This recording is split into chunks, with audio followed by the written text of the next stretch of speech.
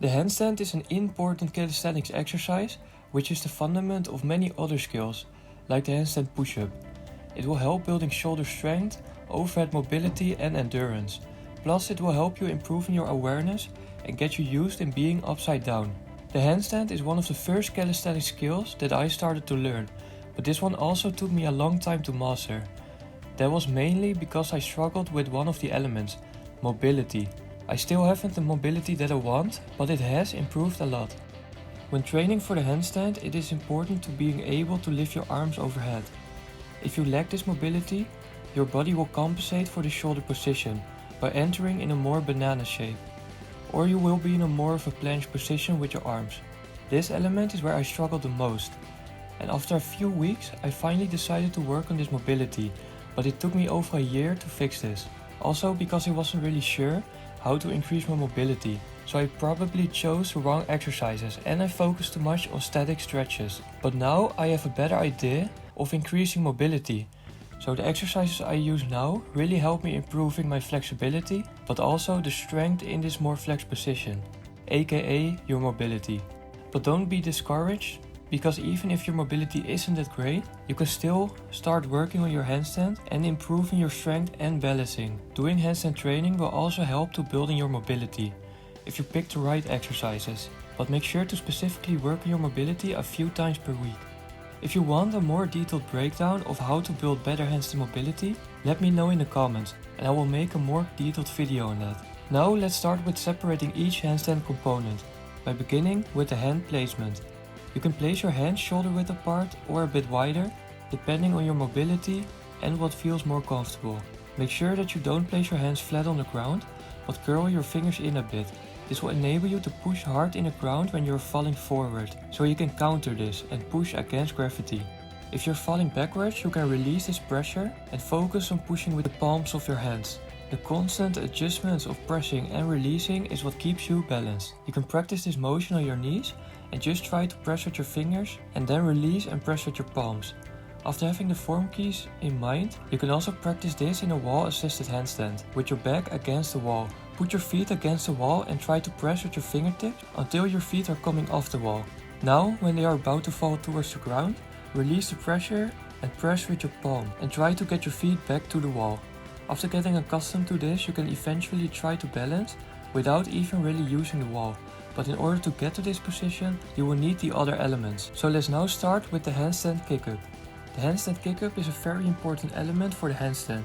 How your kick-up looks like and how controlled it is really decides the rest of your handstand. So for example, if you're kicking up with too much momentum, it's gonna be way harder to find your balance, and you will probably not be able to hold the handstand. So for the handstand kick-up, I have a few very effective tips, and I recommend you to start practicing this against the wall. Now, in order to kick up efficiently and controlled, try to keep your arms straight and start in a runner's position, with one leg curled in and the other straight. You will use the straight leg to jump into the handstand, so pick the side you prefer. Before kicking up, try to already squeeze your glutes and lower abs to keep your lower back straight. For more stability, it helps to focus on one point with your eyes.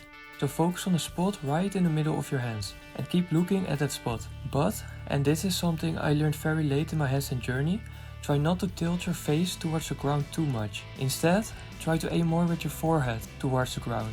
Otherwise, your body could arch a bit with your chest towards the ground, making you less straight. Now, when having everything in mind, so straight arms, squeeze glutes and lower abs, and a good position of the head, it's time to kick up. Kick up by jumping with the extended foot to generate momentum.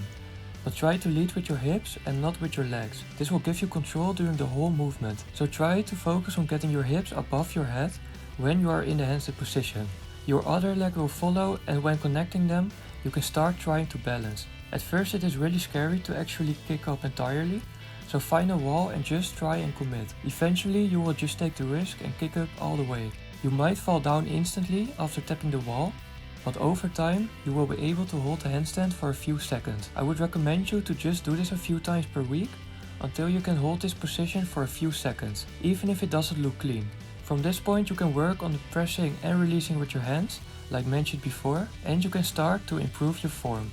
How should you get a straight body alignment? When you are in the handstand position, the first and most important part is to really push into the ground as hard as you can. This will push your shoulders in a more stretched overhead position that will make the line between your hands and your shoulders straight. The second part is to keep the line between your shoulders and your hips straight. To do this, squeeze your glutes and lower abs. This will force a posterior pelvic tilt.